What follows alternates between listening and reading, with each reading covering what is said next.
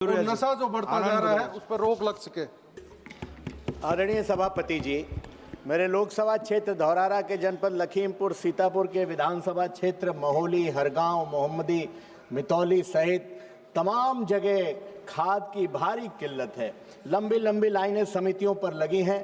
किसानों को खाद नहीं दी जा रही सभापति महोदय, महिलाओं को, किसानों को पुलिस की लाठियां मिल रही हैं। इसी सदन में माननीय उर्वरक मंत्री जी ने सदन को पिछले सत्र में आश्वस्त किया था कि उत्तर प्रदेश में खाद की कोई किल्लत नहीं होने दी जाएगी, लेकिन सभापति जी इस लोकतंत्र के मंदिर में कही हुई बात भी असत्य साबित हो रही है। नेपाल पड़ोसी देश है, उत्तर प्रदेश से सीमाएं लगी हुई हैं। बड़े पैमाने पर दलाल कालाबाजारी करके यूरिया और डीएपी को नेपाल देश भेजने का काम कर रहे हैं। हमारी आपसे मांग है सभापति महोदय कि केंद्र की सरकार, उर्वरक मंत्री जी उत्तर प्रदेश की सरकार को निर्देश दें कि तत्काल खाद का संकट समाप्त किया जाए। आपने समय दिया, बहुत बहुत धन्यवाद।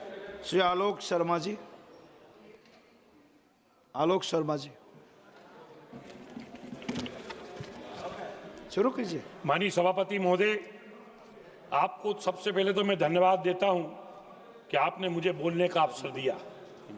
माननीय सभापति महोदय, मध्य प्रदेश की राजधानी भोपाल में लगभग 1000 वर्ष पूर्व राजा भोज ने कोलांस नदी सहित 365 जल स्रोतों को मिलाकर भोपाल का बड़ा तालाब बनाया था।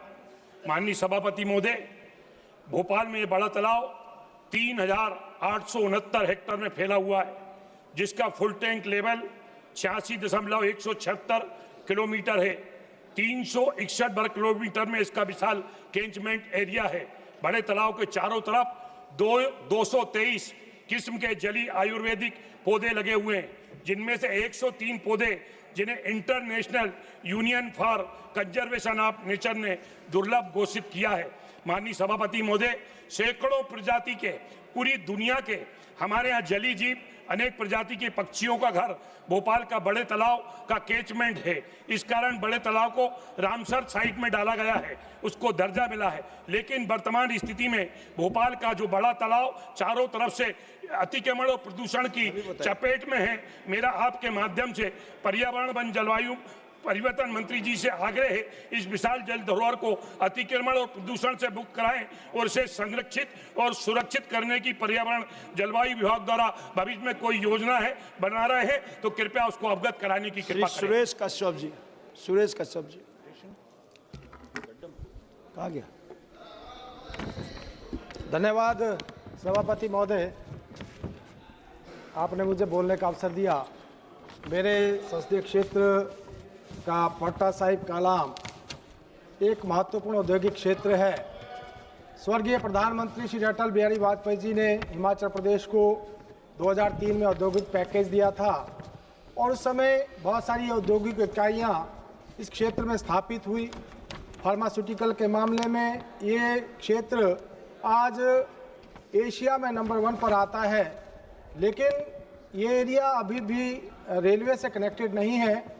मैं इस विषय को पहले भी माननीय रेलवे मंत्री जी के ध्यान में लाया हूं और लिखित में भी दिया है। मैं धन्यवाद करता हूं माननीय प्रधानमंत्री जी का, माननीय रेलवे मंत्री जी का। इस रेलवे लाइन का जो प्रारंभिक सर्वे 2022 में पूर्ण कर लिया गया है और उसकी विस्तृत रिपोर्ट रेलवे बोर्ड को सौंप दी गई है।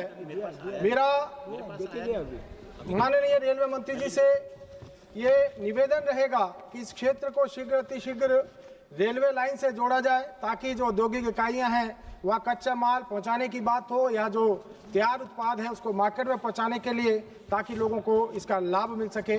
आपने बोलने का अवसर दिया, बहुत बहुत धन्यवाद।